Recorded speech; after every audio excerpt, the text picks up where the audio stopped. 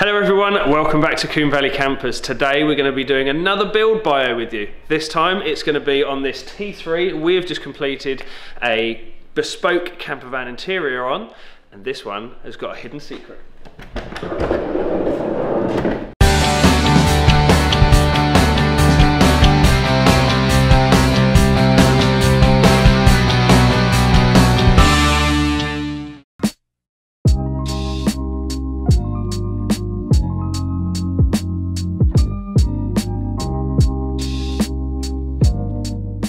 So this T3 here is originally a coach-built camper van, I believe by Auto Homes. It's a 1984 1.9 flat 4 petrol camper van, and it was, like I say, a coach-built camper van.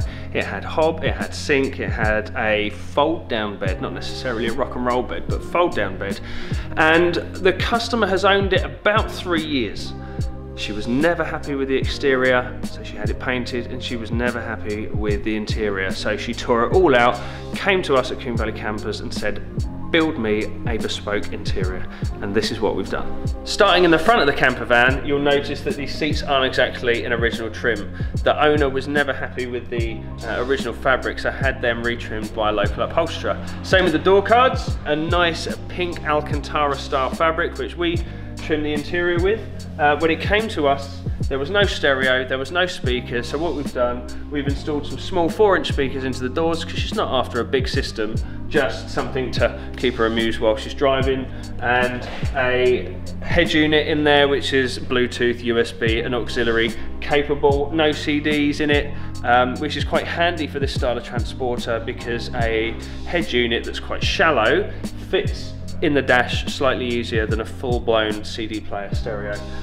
That's about it up in the front really. Oh, one added extra.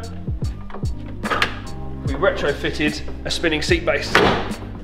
So now she's got a wonderful spinning seat which just increases the whole inside of the van in terms of sort of spatial awareness, and that still slides forwards and backwards so she can really cater it to exactly what setup she wants. When we received the camper at the workshop, it had no interior whatsoever. We're talking no door cards, no carpeting, no insulation, absolutely nothing. There were just parts of vehicle in here and some remnants of the old interior that the owner wanted to incorporate into this build, but apart from that there was absolutely nothing. So everything you see in here right now is stuff that we've built specifically for this vehicle, and the main thing, the main focus of the interior is the cupboard units and the kitchen.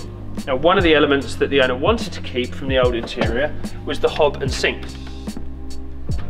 So now what we've been able to do is, during the rebuild of the interior, is actually incorporate the sink and the hob into the new design. The hob works in exactly the same way as it did before. The sink, we've removed the floor pedal which it would have had originally, and we've actually now, we use a switch on the control panel there and it works as it should there. When you're camping, as you know, you need loads of storage to hold all your gear. So we're looking at your cutlery, your bowls, your plates, cups, teas and coffee, and all your sorts of dry food as well. Now normally in this position here you would find a fridge. The owner in this case didn't want a full fridge, but we made sure to make this space exactly the same size as a modern 12-volt Waco compressor fridge. So if they ever decided to change up in the future to a proper compressor fridge, it will fit exactly in this spot.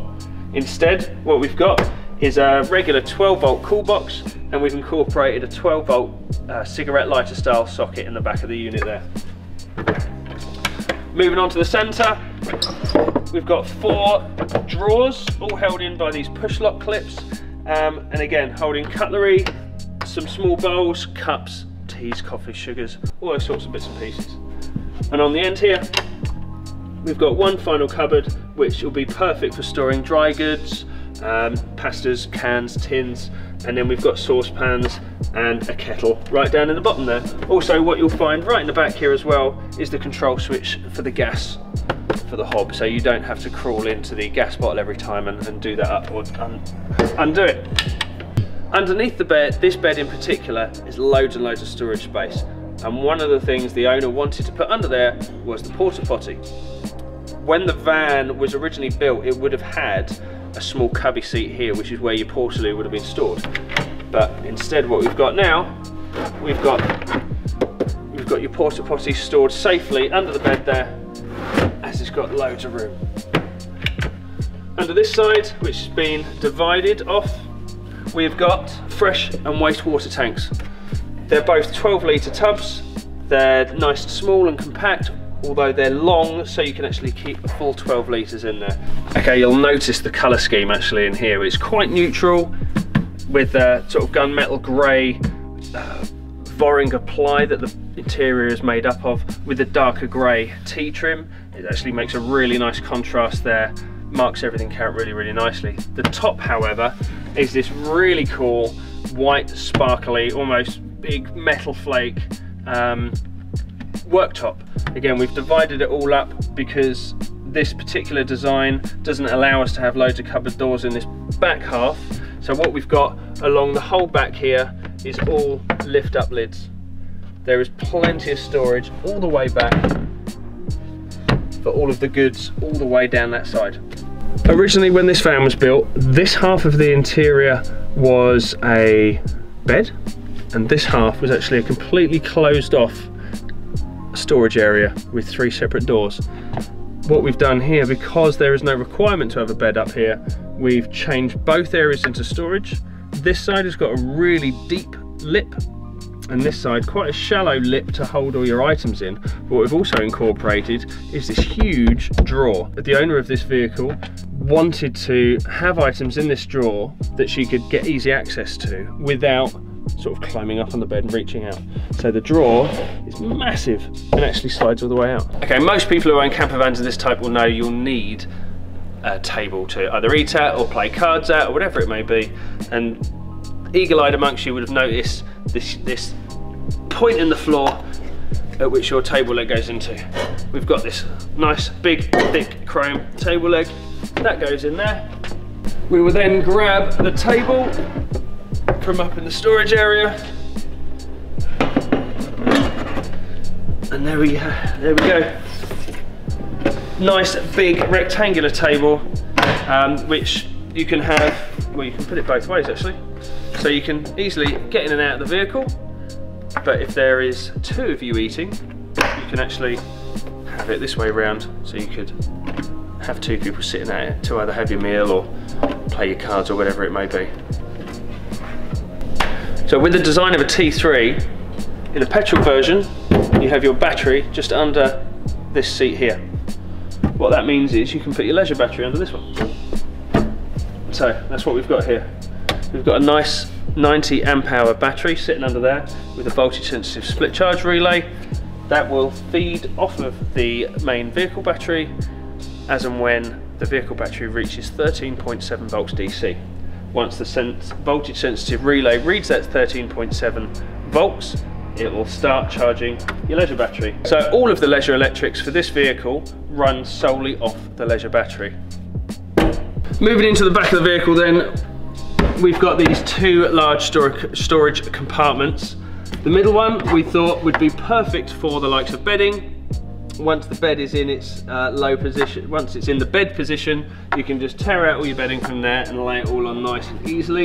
And then right in the back, it's a suitable space for things like breakdown kit, your warding triangles, maybe a bit of oil, whatever it may be. Perfect for in the back. For the last bit, for maybe some tables or chairs, we've got these 2 huge drawers in the back. We found out we had, with this design, a lot of storage underneath the bed and we didn't want to waste it. So we had our carpenter next door make up these 2 huge drawers for us. And we think they'll be absolutely perfect for the customer. In terms of leisure electrics in the vehicle, not a great deal really. You've got the 12 volt socket down at the bottom to plug the fridge into. You've got the electrics for the water pump, which runs off this switch here. In the middle,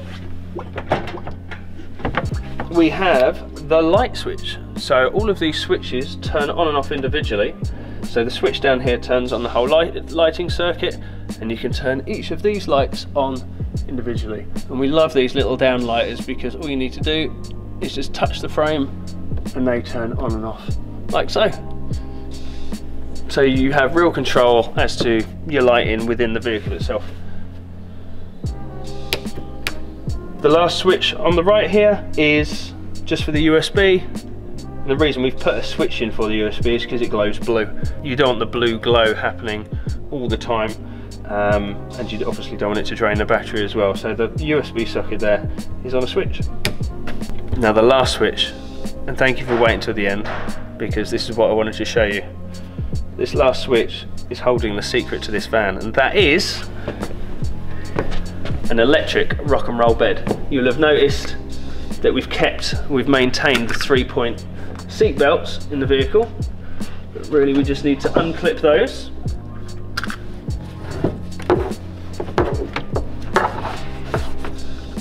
Put those seat belt sockets just in there, press this switch, and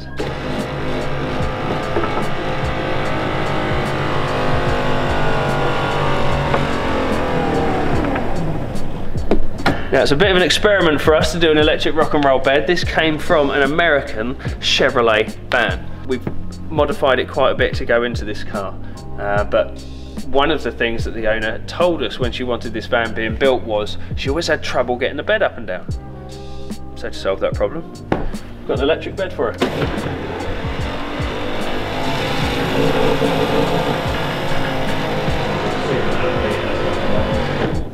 So what do you think? Tell us what you reckon about the bed, about the van, about the design. We'd love to hear your feedback, we'd love to hear your comments.